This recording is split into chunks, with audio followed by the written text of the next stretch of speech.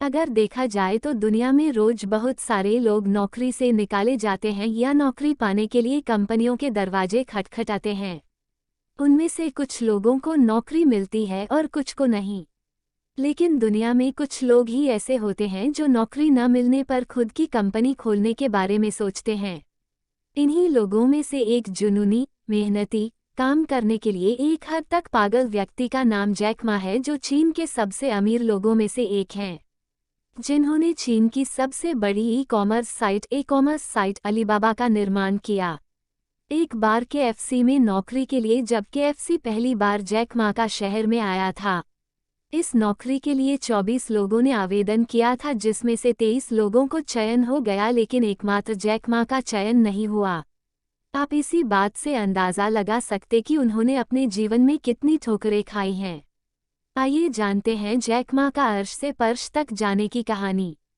प्रारंभिक जीवन पृष्ठभूमि। जैक मा का जन्म 10 सितंबर 1964 को चीन के ज़ेजियान प्रांत के हनहाजू गांव में हुआ था। जैक मा के माता पिता का पारंपरिक नाटक और कहानियां सुनाने का काम किया करते थे, इसी से इनकी जीविका चलती थी।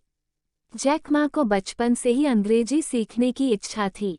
अंग्रेजी सीखने के लिए उन्होंने किसी शिक्षक का सहारा नहीं लिया। वे प्रतिदिन सुबह साइकिल से घर के पास की होटल पर जाते थे, जहां अक्सर विदेशी नागरिक ठहरते थे। जैक मा शुरुआत में उनके साथ टूटी फूटी अंग्रेजी में बात करते थे, क्योंकि चीन में चीनी मुख्य भाषा थी और अंग्रेजी सीखना जरूरी नहीं माना जाता था। अब वो अपने खाली समय में विदेशी लोगों को मुफ्त में शहर का गाइड करते थे, जिससे उनकी प्रैक्टिस भी होती थी और उनकी अंग्रेजी में भी सुधार होता गया। उन्होंने 9 सालों तक यही काम किया। एक इंटरव्यू में उन्होंने कहा था कि इस दौरान उन्होंने न केवल अंग्रेजी सीखी बल्कि पश्चिमी लोगों के तकनीक और स्टाइल को भी सीखा। इन विदेशियों को गाइड करते समय एक विदेशी मित्र से उनकी गहरी मित्रता हो गई, जो जाने के बाद उन्हें पत्र लिखा करता था, और उसी विदेशी मित्र ने उन्हें जैक नाम दिया, क्योंकि चीनी में उनका नाम बोलना और लिखना बड़ा कठिन था। तब से उनको जैक के नाम से ही जाना जाता है। हालांकि जैक मा पढ़ाई में बिल्कुल अच्छे नहीं थे। वो 5वीं कक्षा में ही 2 बार फेल हो गए थे और 8वीं कक्षा में भी वो 3 बार फेल हो गए थे। बाद में बड़े होने पर जब उन्होंने विश्वविद्यालय प्रवेश परीक्षा दी तो 3 बार इस परीक्षा में फेल हो गए। प्रसिद्ध हार्वर्ड यूनिवर्सिटी ने उन्हें 10 बार रिजेक्ट किया। उसके बाद जैक ने हंजाओ टीचर्स इंस्टीट्यूट में दाखिला लिया, जहां से 1988 में उन्होंने अंग्रेजी में स्नातक परीक्षा उत्तीर्ण की। स्कूल के दौरान जैक को विद्यार्थी परिषद का अध्यक्ष चुना गया था।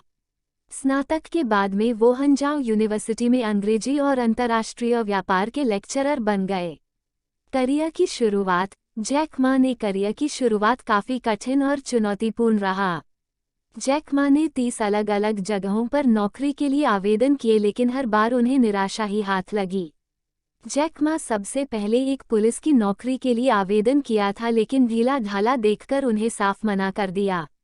इसके बाद उन्हें केएफसी ने भी रिजेक्ट कर दिया।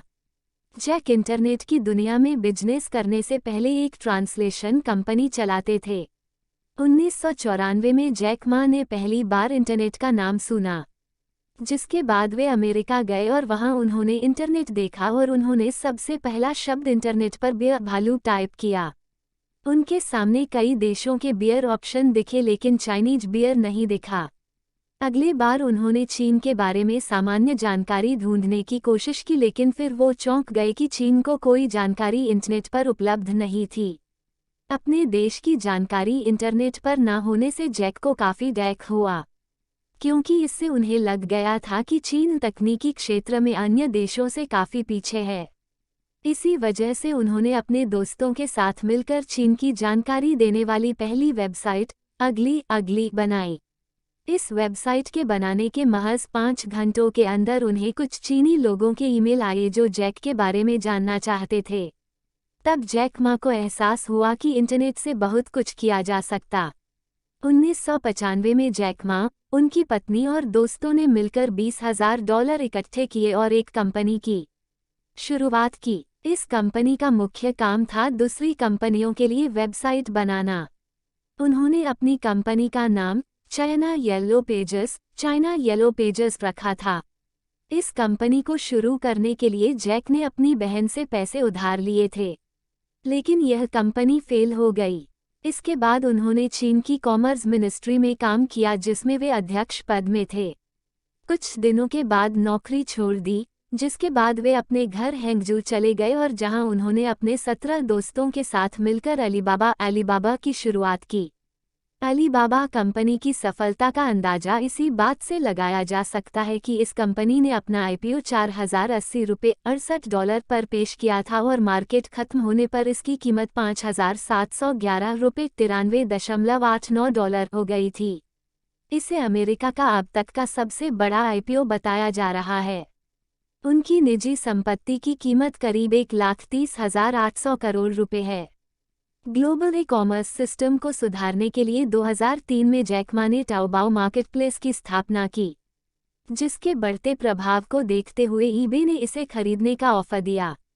लेकिन जैक मा ने ईबे का प्रस्ताव ठुकरा दिया और इसकी बजाय उसने याहू के को-फाउंडर जेरी से $1 बिलियन की सहायता ली। चीन के सबसे अमीर इस व्यक्ति ने एक वक्त ऐसा भी देखा था जब उन्हें केएफसी ने नौकरी देने से मना कर दिया था। अभी की हकीकत यह है कि Alibaba.com के नाम से मशहूर यह कंपनी दुनिया भर के 190 कंपनियों से जुड़ी हुई है। Alibaba.com वेबसाइट के अलावा Taobao.com चलाती है, जो चीन की सबसे बड़ी शॉपिंग वेबसाइट है। इसके अलावा चीन की बड़ी जनसंख्या को इनकी वेबसाइट Tmall.com ब्रांडेड चीजें मुहैया कराती हैं। यही नहीं, चीन में ट्विटर जैसी सोशल मीडिया सिना वेबो में भी इस कंपनी की बड़ी हिस्सेदारी है। इसके साथ ही यूट्यूब जैसी वीडियो शेयरिंग वेबसाइट Youtudo में भी इसकी अहम हिस्सेदारी है। ये कंपनियां मार्केटिंग, क्लाउड कंप्यूटिंग और लॉजिस्टिक्स सेवाएं देती हैं। अलीबाबा कंपनी के शुरुआती दिनों में सिर्फ 18 लोग काम करते थे और अभी करीब 22,000 लोग काम करते हैं। निजी जीवन, शादी। जैक मा ने झांगयिंग से शादी की थी और उनके एक पुत्र एवं एक पुत्री है। जैक अपनी पत्नी से पहली बार तब मिले जब वो हैंगजू नॉर्मल यूनिवर्सिटी में पढ़ रहे थे। स्नातक होने के बाद तुरंत 1980 के दशक में दोनों ने शादी कर ली और दोनों ने ही अध्यापक का काम शुरू कर दिया था। जैक के बारे में उनकी पत्नी जैंगयांग का मानना है, जैक हैंडसम नहीं है, लेकिन मुझे उनसे इसलिए प्यार हो गया क्योंकि वे ऐसे कई काम कर सकते हैं जो हैंडसम पुरुष भी नहीं कर सकते। सम्मान और पुरस्कार। 2004 में जैक मा को चाइना सेंट्रल टेलीविजन द्वारा top 10 business leaders of the year चुना गया। 2005 में जैक मा को वर्ल्ड इकोनॉमिक फोरम द्वारा यंग ग्लोबल लीडर चुना गया और फॉर्च्यून पत्रिका में 25 most powerful business people in Asia में नाम दिया गया। 2007 में बिजनेस वीक पर उन्हें business person of the year चुना गया। 2008 में जैक मा को वर्ल्ड बेस्ट सोर्स की 30 लोगों की लिस्ट में चुना गया। 2009 में टाइम मैगजीन द्वारा जैक को विश्व के 100 सबसे प्रभावशाली व्यक्तियों की सूची में रखा गया और इसी साल उन्हें फोर्ब्स चीन की तरफ से top 10 most respected entrepreneurs in China चुना गया। 2010 में जैक मा को फोर्ब्स एशिया द्वारा प्राकृतिक आपदा प्रबंधन और गरीबी उन्मूलन कार्यों के लिए एशिया हीरोज ऑफ फिलैंथ्रोपी में से एक चुना गया। 2013 में जैक मा को Hong Kong university of science and technology द्वारा डॉक्टरेट की उपाधि दी गई। 2014 में फोर्ब्स द्वारा विश्व के शक्तिशाली व्यक्तियों की सूची में 30वां स्थान दिया गया। 2015 में जैक को द एशियन अवार्ड्स में एंटरप्रेन्योर ऑफ द ईयर से नवाजा गया।